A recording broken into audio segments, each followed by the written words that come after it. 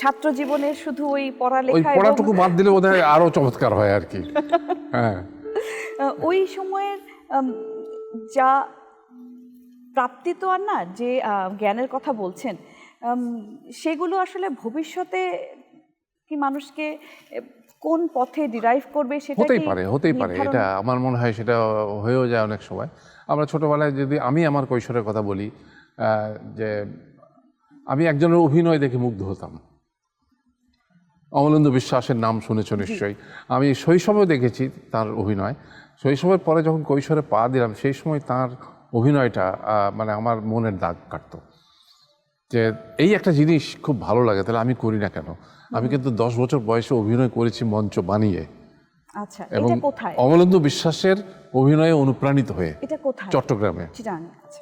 Railway কলোনিতে বাবা চাকরি করতেন, আমি সেখানে রেলেরই ক্লাবে নাটকগুলো হতো।